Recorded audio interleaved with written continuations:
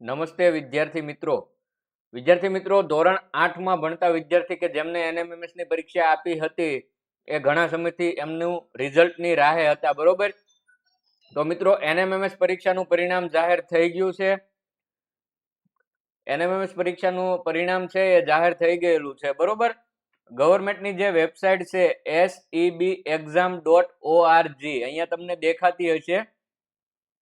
આ વેબસાઇટ પર આજે તમારું પરિણામ જાહેર થઈ ગયું છે. તમારે પરિણામ ચેક કરવા માટે તમારે શું કરવું?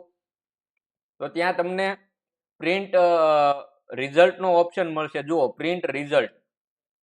ત્યાં જઈને તમારે અહીંયા નેશનલ મીન્સ કમ મેરિટ સ્કોલરશિપ છે એના ઉપર ક્લિક કરવાનું છે.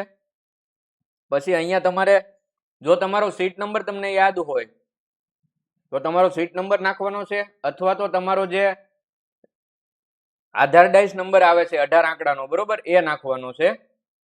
બે માંથી કોઈ પણ એક નાખવાનું છે. અને પછી અહીંયા તમારે તમારી જન્મ તારીખ નાખવાની છે. પહેલા તારીખ, પછી મહિનો અને પછી વર્ષ, અને સબમિટ કરી દેવાનું છે. એટલે તમારું પરિણામ છે એનએમએમએસ નું એ તમને દેખાઈ જશે, બરોબર? તો કેટલા માર્ક આવ્યા એ કોમેન્ટ કરવાનું ભૂલતા નહીં. અને જ્ઞાન સાધના ને પરીક્ષાના મોડલ પેપર માટે થઈને ચેનલને સબસ્ક્રાઇબ કરવાનું ભૂલતા નહીં.